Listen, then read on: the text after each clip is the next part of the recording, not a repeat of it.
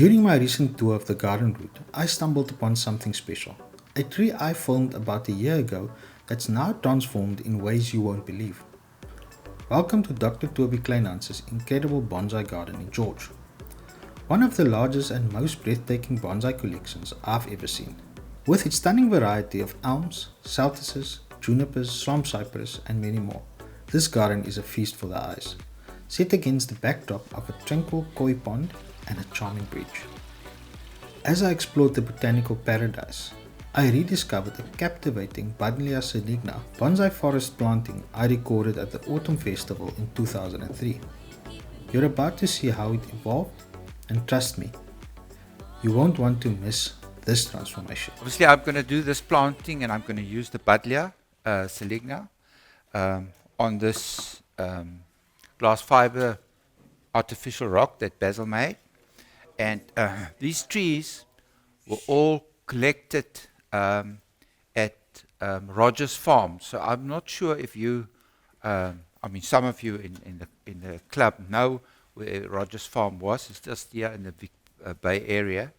And there's tons and tons of Buddleja. And these ones just pop up all over the place. And I just took a spade and just skipped them out. And I planted them and, allow them to grow. And I had this idea in mind for quite a while, even at that time, collecting them, that I would like to create some sort of landscape planting using the Buddleja and trying to shape them into some sort of form that would could represent an African feeling. That's why the preparation, they were sort of like slightly trained. I cut off all the bottom growth just after collection and just allow the canopy on top to develop. So we've got 5 or 6 or 7 similar ones here. I haven't pruned this one, but I'm not going to use this one today. So I'm going to just use the others. Okay. But basically, I've now placed the main tree. This was a natural triple trunk, and these are just 2 others that I now just put together. So I think now one just need to figure out what to do to create some effect from depth and a little bit of a perspective.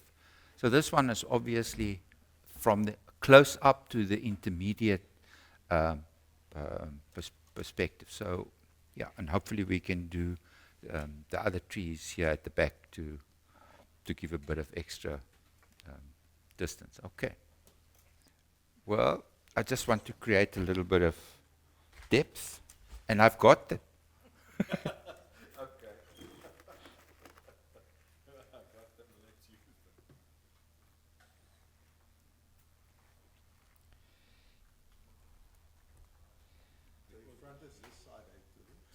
Mm-hmm. Yeah.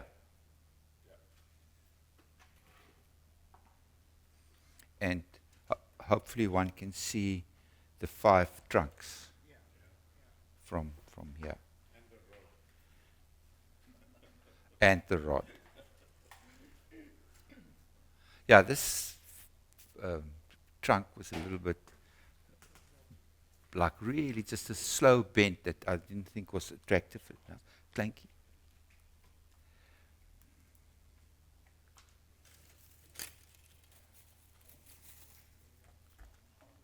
Okay.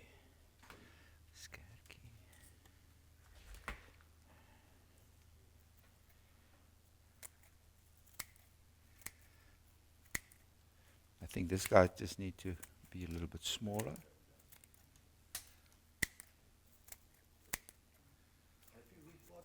I think that this big thing with when to repot and so on, I think there's something to do with the temperature, the average nighttime temperature, I think play a role.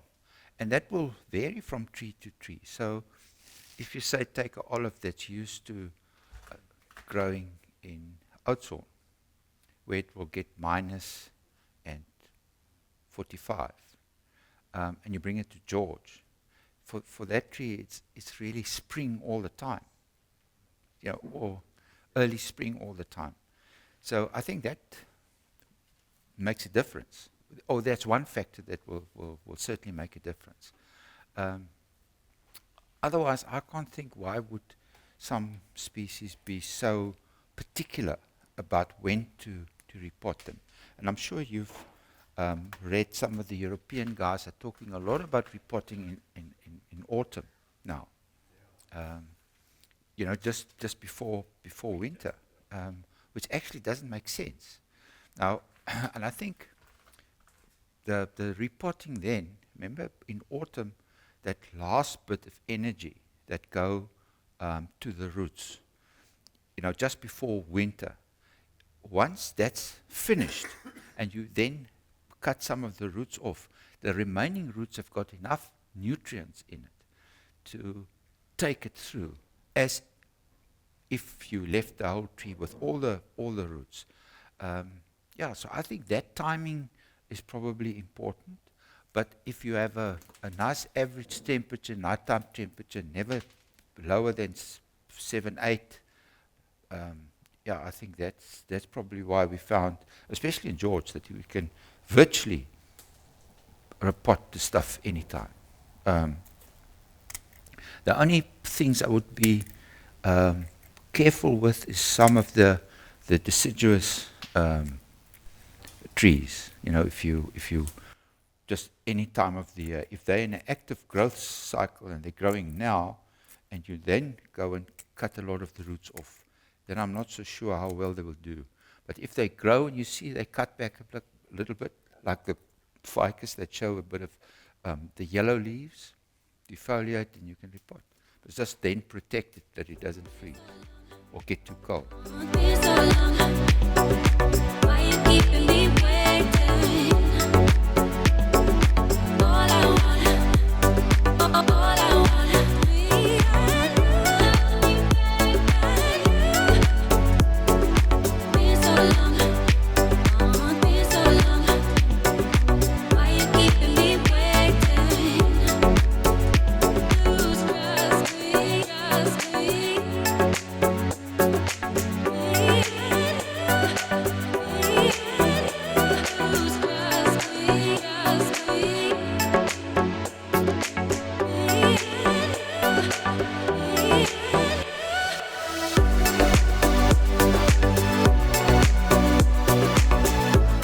This is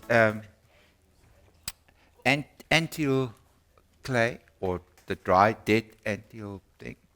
And then 50% of that, and 50% ordinary potter's clay. The upcountry, you can use the antill clay just like that.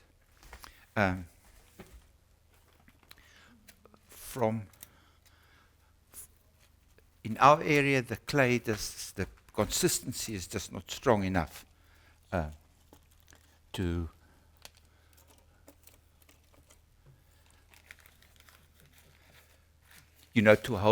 hold up against the weather and so on. So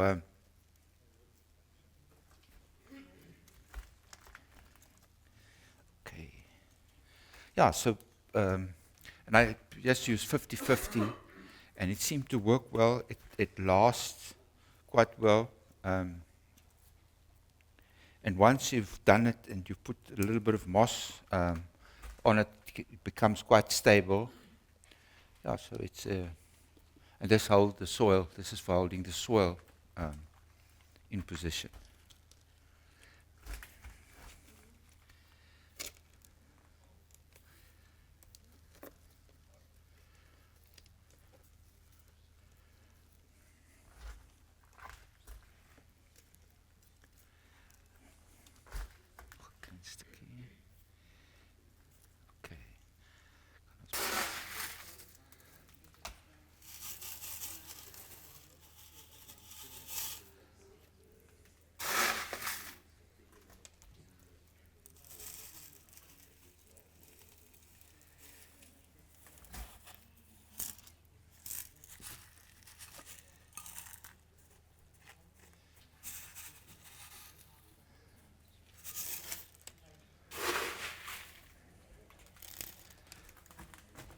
Okay.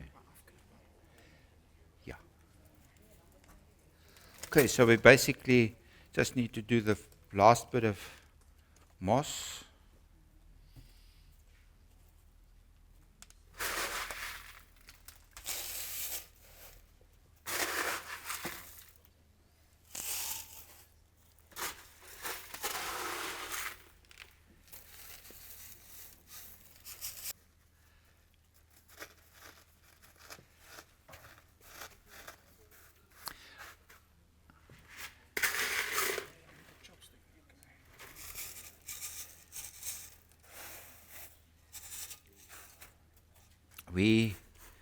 We're having lots of fun pruning and chatting about all sorts of things.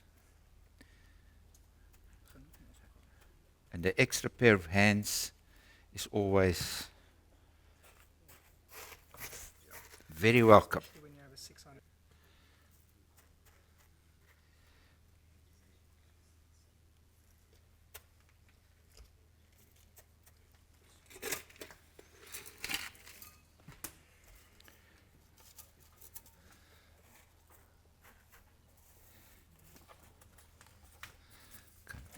Net so bietjie.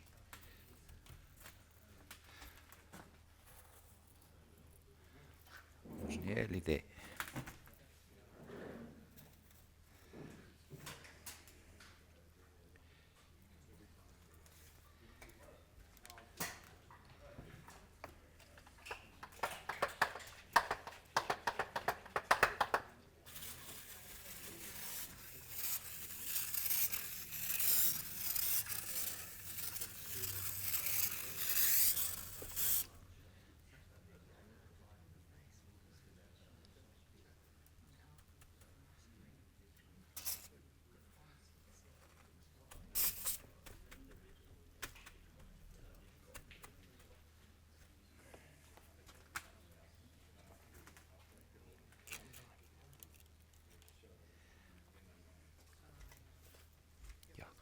Is dan kry daai sak ander mos daar gaan jy ook in die mos.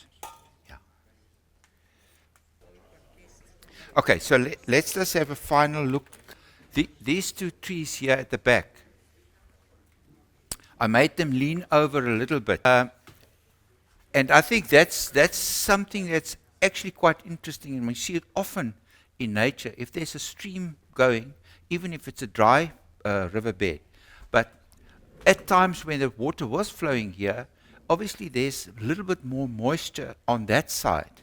So that's one reason why the tree actually kind of like go to the moisture. And of course, often this in a flash flood will wash away the support of the tree on that side. And that's also when they try to sort of fold over. So go again, when you get in a dry riverbed, see how many of the trees actually leaning towards the water. If they were leaning backwards, away from the water, it would be unnatural. Okay.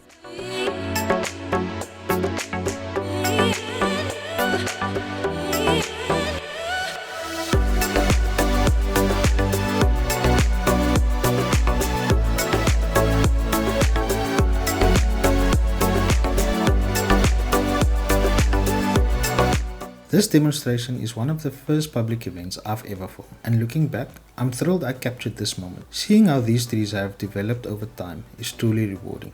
If you enjoyed the glimpse into the bonsai evolution, don't forget to like, subscribe, and hit the notification bell to keep up to date with all future projects. Until next time, happy bonsaiing!